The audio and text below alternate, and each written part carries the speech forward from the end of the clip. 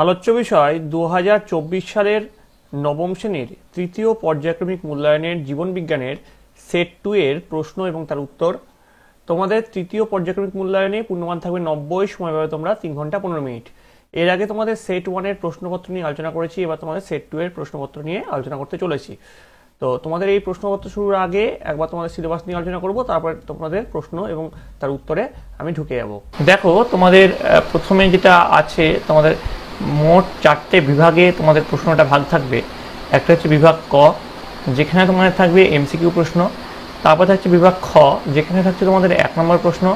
তারপরে থাকছে বিভাগ গ, যেখানে থাকছে তোমাদের 2 নম্বর প্রশ্ন। এবং সবশেষে থাকছে বিভাগ ঘ, যেখানে থাকছে তোমাদের 5 নম্বর প্রশ্ন। তো দেখো তোমাদের যে চ্যাপ্টার আছে জীবন ও তার বৈচিত্র্য, এখান থেকে তোমাদের 3টে এমসিকিউ, 3টে 1 নম্বর প্রশ্ন, 2টো 2 নম্বর প্রশ্ন এবং একটা 5 নম্বর প্রশ্ন থাকছে। জীবন সংগঠনের স্তর, এখান থেকে 3টে এমসিকিউ, 4টে 1 নম্বর প্রশ্ন, 3টে 2 নম্বর প্রশ্ন এবং একটা 5 নম্বর প্রশ্ন থাকবে।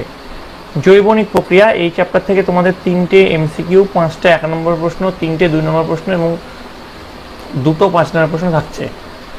জীববিদ্যা ও মানব কল্যাণ, এখান থেকে তোমাদের 3টে এমসিকিউ, 4টে 1 নম্বর প্রশ্ন, 2টো 2 নম্বর প্রশ্ন এবং একটা 5 নম্বর প্রশ্ন থাকছে। পরিবেশ ও তার সম্পদ, এখান থেকে তোমাদের 3টে এমসিকিউ, 5টা 1 নম্বর প্রশ্ন, 2টো 2 নম্বর প্রশ্ন এবং একটা 5 নম্বর প্রশ্ন থাকছে। মোট এইভাবে তোমাদের 90 নম্বর এখানে করানো হবে। দেখো তোমাদের যে প্রথম যে এমসিকিউ থাকছে, 15টা এমসিকিউ থাকবে, প্রতিটি প্রশ্নের মান হচ্ছে 1। নিম্নলিখিত যে উদ্ভিদদেহে জাইলেম ও ফ্লোয়েম কলা দিয়ে গঠিত সংবহন কলা উপস্থিত থাকে তা হলো, অপশন দেখো কি আছে, শৈবাল আছে, পোগোনেটাম আছে, ড্রায়োপটেরিস আছে আর রিক্সিয়া আছে। এর যেটা সঠিক উত্তর হবে তোমার ড্রায়োপটেরিস। ড্রায়োপটেরিসটা তোমাদের সঠিক উত্তর হবে, বোঝা যাচ্ছে। তারপর দেখো 2 নম্বর, বিজ্ঞানের যে শাখা জীববিদ্যা ও ইলেকট্রনিক্সের সহযোগে গঠিত তা হলো বায়োমেট্রি, বায়োনিক্স, বায়োকেমিস্ট্রি, বায়োফিজিক্স। উত্তর হচ্ছে বায়োনিক্স, সঠিক উত্তর বায়োনিক্স। পরের প্রশ্ন, আমার দেহে ছদ্মশিলম আছে, আমি হলাম কেঁচো নাকি গোলকৃমি নাকি যকৃৎ কৃমি নাকি স্পঞ্জ। তো সঠিক উত্তর হচ্ছে গোলকৃমি। রেসার পিন পাওয়া যায় সর্পগন্ধা গাছের কোথায়, পাতায় নাকি কাণ্ডে নাকি মূলে নাকি ফলে। তো সঠিক উত্তর হচ্ছে মূলে। 5 নম্বর, মানুষের ইকোলায় বাস করে, এটি এক ধরনের পরজীবী পুষ্টি, মিথজীবী পুষ্টি, মৃতজীবী পুষ্টি নাকি পতঙ্গভোগ পুষ্টি। উত্তর হচ্ছে মিথজীবী পুষ্টি। মিথজীবী পুষ্টিতে তোমরা রাইট দেবে। তারপর প্রশ্ন, সালোক সংশ্লেষ প্রক্রিয়ায় উৎপন্ন উপজাত অক্সিজেনের উৎস হলো, দেখো ক্লোরোফিল নাকি কার্বন ডাইঅক্সাইড নাকি জল নাকি গ্লুকোজ। এর সঠিক উত্তর হবে জল। পরের প্রশ্ন দেখো, আরএনএতে থাইমিনের পরিবর্তে থাকে অ্যাডেনিন নাকি গুয়ানিন নাকি সাইটোসিন নাকি ইউরাসিল।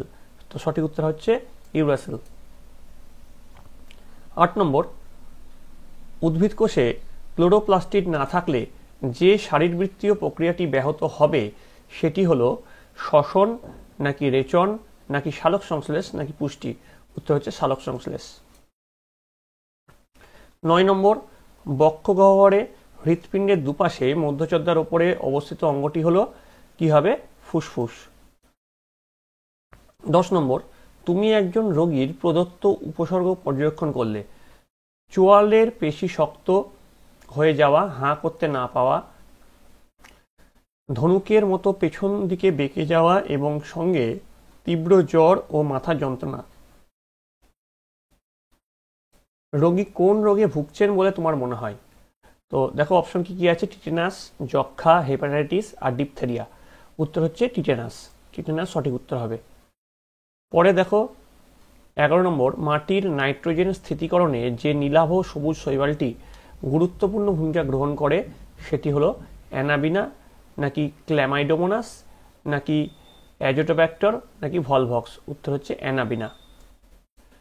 তারপরে দেখো 12 নম্বর, মুখ দিয়ে গৃহীত একটি ভ্যাকসিন হলো টিটি, বিসিজি, ওপিভি নাকি এমএমআর। উত্তর হচ্ছে ওপিভি।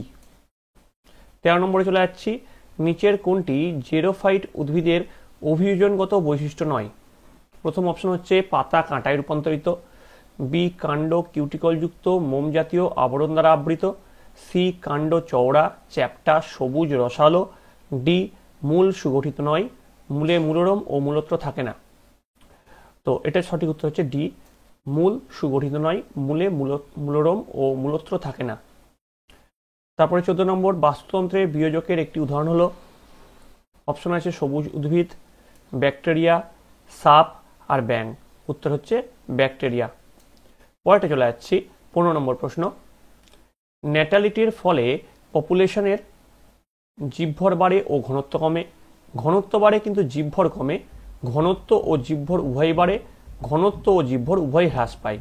উত্তর হচ্ছে সি, ঘনত্ব ও জীবভর উভয়ই বাড়ে। এবার দেখো তোমাদের এখানে যে 1 নম্বরে যে প্রশ্ন 21টা থাকছে সেগুলো একবার দেখে নাও। শূন্যস্থান পূরণ করো যে কোনো 5টি। 1 গুণ 5 সমান 5। দেহ রোম দ্বারা আচ্ছাদিত থাকে ড্যাশ শ্রেণীর প্রাণীদের, স্তন্যপায়ী শ্রেণীর প্রাণীদের। 2 নম্বর, স্নায়ুকোষে সেন্ট্রোজোম নিষ্ক্রিয় হওয়ায় স্নায়ুকোষ বিভাজিত হয় না। সঠিক সম্পর্ক নিরূপণ করো। রক্তদঞ্চন অনুচক্রিকার সঙ্গে সম্পর্কিত হলে শ্বাসবায়ুর পরিবহন কিসের সঙ্গে সম্পর্কিত হবে? তো এটা হবে লোহিত রক্তকণিকার সঙ্গে সম্পর্কিত। ড্যাশ অনাক্রমতা টি লিম্ফোসাইটের সঙ্গে সম্পর্কযুক্ত। উত্তর হবে কোষভিত্তিক অনাক্রমতা টি লিম্ফোসাইটের সঙ্গে সম্পর্কযুক্ত। 5 নম্বর, একাধিক খাদ্য শৃঙ্খল পরস্পর যুক্ত হয়ে ড্যাশ গঠন করে। উত্তর হচ্ছে খাদ্য জল গঠন করে।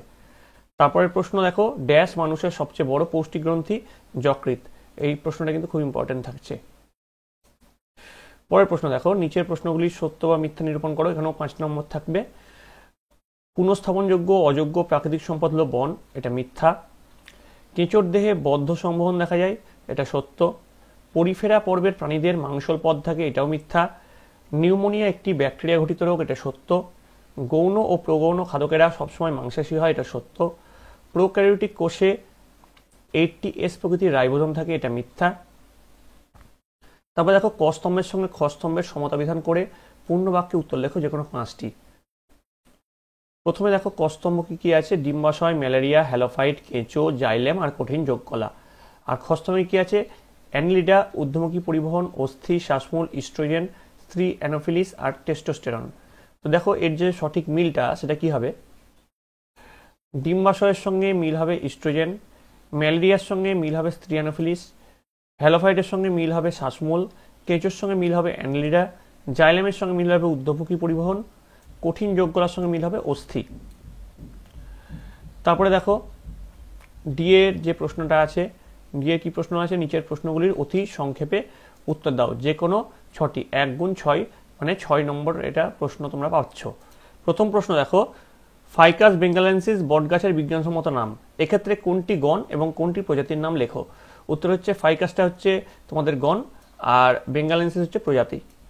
2 নম্বর, একজন ব্যক্তি রাতকানা রোগে আক্রান্ত, ডাক্তারবাবু তাকে ভিটামিন সমৃদ্ধ খাবার খাওয়ার পরামর্শ দেবেন। কোন ভিটামিন? এটা হচ্ছে ভিটামিন এ। 3 নম্বর, উদ্ভিদের একটি সরল স্থায়ী কলায় কোষান্তর রন্ধ্র থাকে না। কোষ প্রাচীরে লিগারিন জমা হওয়ার কারণে স্থূল ও দৃঢ় পরিণত কোষে প্রোটোপ্লাজম থাকে না। কোষ প্রাচীর কূপ থাকে, কোষ প্রাচীরে কূপ থাকে। উদ্ভিদ কলাটির নাম কি? উত্তর হচ্ছে স্ক্লেরেন কাইমা। আর 4 নম্বরে বিসদৃশটি বেছে লেখো, মানে যেটা এখানে মিলছে না, এর সঙ্গে ম্যাচ খাচ্ছে না, সেটা বেছে লিখতে বলেছে। ট্র্যাকিয়া, ফুসফুস, বৃক্ক, ফুলকা। এটা হচ্ছে বৃক্ক। 5 নম্বর, সবচেয়ে বড় আকারের অ্যান্টিবডির নাম কি? সবচেয়ে বড় আকারের অ্যান্টিবডির নাম তোমাদেরকে জানতে চেয়েছে। উত্তর হচ্ছে আইজিএম। 6 নম্বর, নিচের 4টি বিষয়ের মধ্যে 3টি বিষয়ের একটি বিষয়ের অন্তর্গত। বিষয়টি খুঁজে লেখো। মোট উৎপাদন, শক্তি প্রবাহ, প্রকৃত উৎপাদন, লিন্ডেম্যানের 10% সূত্র। উত্তর হচ্ছে শক্তি প্রবাহ। 7 নম্বর, কিশমিশ জলে ডুবিয়ে রাখলে ফুলে ওঠে। এটি কি ধরনের অভিস্রবণ প্রক্রিয়া? এটা হচ্ছে অন্ত অভিস্রবণ প্রক্রিয়া। 8 নম্বর, মস্তিষ্ক ও সুষুম্নাকাণ্ডের গহ্বরে কোন দেহ তরল উপস্থিত থাকে? উত্তর হচ্ছে CSF। এবার দেখো চলে আসছি তোমাদের যে 3 দাগের প্রশ্ন আছে, যে কোনো 12টি প্রশ্নের উত্তর দাও। প্রতিটি প্রশ্নের মান কিন্তু এখানে 2। দেখো এই প্রশ্নগুলো একবার দেখে নাও। চিকিৎসা বিজ্ঞানে জীববিদ্যার 2টি প্রয়োগ উল্লেখ করো। 2, একবীজপত্রী ও দ্বিবীজপত্রী উদ্ভিদের মূল ও পাতার প্রকৃতির উপর ভিত্তি করে 2টি পার্থক্য লেখো। 3, বৃক্ষ থেকে নিঃসৃত 2টি হরমোনের নাম লেখো। 4, নিম্নলিখিত ক্ষেত্রে কোন কোষীয় অঙ্গাণু অংশগ্রহণ করে? কোন কোন ক্ষেত্রে? প্রাণী কোষে কোষ বিভাজনকালে ব্রেমতন্তু গঠন, আর উদ্ভিদ দেহে ফুলের বর্ণ গঠন। 5 নম্বরের যে প্রশ্ন, সম্পৃক্ত ও অসম্পৃক্ত ফ্যাটি অ্যাসিডের দুটি পার্থক্য লেখো। 6 নম্বর, ব্লাড ব্যাংকে রক্তে সোডিয়াম সাইট্রেট মেশানো হয় কেন? 7, পিটুইটারি থেকে ক্ষরিত কোন হরমোন নেফ্রনে জলের পুনর্বিশোষণে প্রধান ভূমিকা নেয়, এর অভাবে কোন রোগ হয়? 8 নম্বর, সালোক সংশ্লেষের কোন দশায় CO2 গৃহীত হয়? এই দশায় উৎপন্ন প্রথম স্থায়ী যৌগের নাম লেখো। 9 নম্বর, তোমার কোনো বন্ধুর আঘাত লেগে হাত পা কেটে গেলে ডাক্তারবাবু প্রথমেই ক্ষতস্থান জীবাণুনাশক ওষুধ দিয়ে পরিষ্কার করে তারপর ব্যান্ডেজ বেঁধে দেন। তিনি কেন এরকম করেন বলে তোমার মনে হয়? পরের প্রশ্ন, অ্যান্টিজেন ও অ্যান্টিবডি দুটি পার্থক্য লেখো। এবার দেখা 11 নম্বর প্রশ্ন, নিম্নলিখিত জীবগুলিকে খাদক সম্পর্কের ভিত্তিতে পরপর ক্রমানুসারে সাজাও। মাছ, জলজ উদ্ভিদ, পতঙ্গের লার্ভা, সারস। আচ্ছা, তোমাদের এই যে প্রশ্নগুলো দিচ্ছি এগুলো কিন্তু তোমাদের পরীক্ষার জন্য খুব ইম্পর্টেন্ট। এগুলো কিন্তু তোমাদের হুবহু নাও আসতে পারে, ঠিক আছে? হয়তো কিছু কোশ্চেন এখান থেকে পেলে। তোমাদের এর আগের সেটে এক সেট প্রশ্ন করিয়েছি, এরপরও আর এক সেট নিয়ে আসবো। তোমরা এই সেটগুলো ভালো করে করো এবং তোমাদের বইটা খুঁটিয়ে পড়ো, তাহলে দেখবো তোমাদের পরীক্ষায় সাফল্য নিশ্চিত, ঠিক আছে? এইগুলোর উপরেই সম্পূর্ণ ভরসা করে যেও না যে স্যার এগুলো দিয়েছে মানে এগুলোই পরপর চলে আসবে, তা নয় কিন্তু। খাদ্যের যে কোনো দুটি বিকল্প উৎসের উদাহরণ লেখো। কোন বিজ্ঞানী প্রথম ট্যাক্সোনমি শব্দটি ব্যবহার করেন, আর ট্যাক্সোনমির গুরুত্ব কি? 14 নম্বর দেখো, প্রদত্ত রোগগুলি প্রধানত কোন কোন খনিজ মৌলের অভাবে ঘটে? গলগণ্ড আর রক্তল্পতা কোন কোন খনিজ মৌলের অভাবে ঘটে লিখতে বলেছে। 15 নম্বর, কোন উদ্ভিদ রেচন পদার্থ পাইন গাছ থেকে প্রাপ্ত হয়? ঠিক আছে, কোন উদ্ভিজ্জ রেচন পদার্থ পাইন গাছ থেকে প্রাপ্ত হয়, এর একটি ব্যবহার লিখতে বলেছে। সৌরবিদ্যুৎ ব্যবহারের একটি সুবিধা ও একটি অসুবিধা উল্লেখ করো। সৌরশক্তির দুটি ব্যবহারিক প্রয়োগ উল্লেখ করো। তারপরে দেখো তোমাদের 16 নম্বর, একটি আরশোলাকে ধরে জলে ডুবিয়ে রাখলে কি ঘটতে পারে এবং কেন? এবার দেখো নিচে 6টি প্রশ্ন বা তার বিকল্প প্রশ্নের উত্তর লেখো।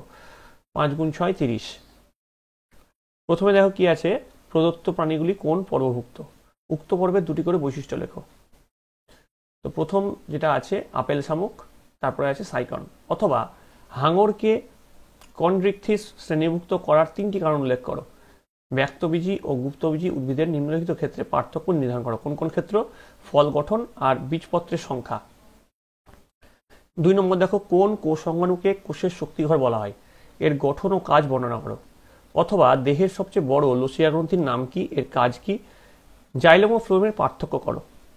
3 নম্বর দেখো, মানব হৃৎপিণ্ডের লম্বচ্ছেদের চিহ্নিত চিত্র অঙ্কন করে এর মধ্য দিয়ে রক্ত সংবহন পথ তীর চিহ্নের সাহায্যে দেখাও। অথবা বৃক্কের গঠনগত ও কার্যগত এককের নাম কি, এর সুস্পষ্ট চিত্র অঙ্কন করে নিম্নলিখিত অংশগুলি চিহ্নিত করো। কোন অংশ? গ্লোমেরুলাস, বাউম্যানের ক্যাপসুল, হেনলির লুপ, দূরবর্তী সংবর্ত নালিকা। 4 নম্বর দেখো, ক্রেবস চক্রকে টিসিএ চক্র বলা হয় কেন? ক্রেবস চক্রটি চক্রের সাহায্যে উপস্থাপন করো। অথবা তুমি মাংস খেলে প্রধানত পৌষ্টিক নালীর কোন কোন অংশে তার পরিপাক ঘটবে? ক্ষুদ্রান্তের ভিলায়ের কোন কোন অংশে কার্বোহাইড্রেট ও ফ্যাটের সরল অংশ শোষিত হয়? ওবিসিটির একটি কারণ ও একটি কুফল লেখো। 5 নম্বর, একটি অ্যান্টিবডির পরিষ্কার চিত্র অঙ্কন করে তার গঠন বর্ণনা করো। অথবা ডিপিটি ভ্যাকসিন কোন কোন রোগের বিরুদ্ধে সুরক্ষা প্রদান করে? দেহতরল দ্বারা সংক্রমিত একটি রোগের নাম ও উপসর্গ উল্লেখ করো। 6 নম্বর, বনজ সম্পদের দুটি গুরুত্ব উল্লেখ করো। বৃষ্টির জল সংরক্ষণে যে কোনো 3টি উপযোগী পদ্ধতি উল্লেখ করো। অথবা তুমি প্রাত্যহিক জীবনে কিভাবে শক্তি সংরক্ষণ করতে পারো, যে কোনো 3টি পদ্ধতি উল্লেখ করো। ভারতে বায়ু শক্তিকে কাজে লাগিয়ে বিদ্যুৎ শক্তি উৎপন্ন করা হয় এমন 2টি রাজ্যের নাম লেখো। তো তোমাদের এই গেল তৃতীয় পর্যায়ক্রমিক মূল্যায়নের জীবন বিজ্ঞানের দ্বিতীয় সেটের প্রশ্ন এবং তার উত্তর। তোমাদের এই ভিডিওটা যদি ভালো লেগে থাকে অবশ্যই লাইক করবে, বন্ধুদের কাছে অনেক অনেক শেয়ার করবে। তবে আবারও বলছি, এই প্রশ্নের উপর সম্পূর্ণ ভরসা করে যেও না, তোমরা তোমাদের বইটা খুঁটিয়ে পড়ো। আগের যে সেটটা দিয়েছি, এই যে সেটটা দিলাম, সেগুলো ভালো করে প্র্যাকটিস করো। তোমাদের পরীক্ষায় কিন্তু সাফল্য নিশ্চিত। তোমাদের পরীক্ষা অনেকের চলছে, অনেকের আর কিছুদিনই শুরু হবে। তোমরা ভালো করে মন দিয়ে পড়াশোনা করো, তোমাদের হাতে কিন্তু আর বেশি সময় নেই। তোমরা সকলে ভালো থাকবে, তোমরা সকলে সুস্থ থাকবে।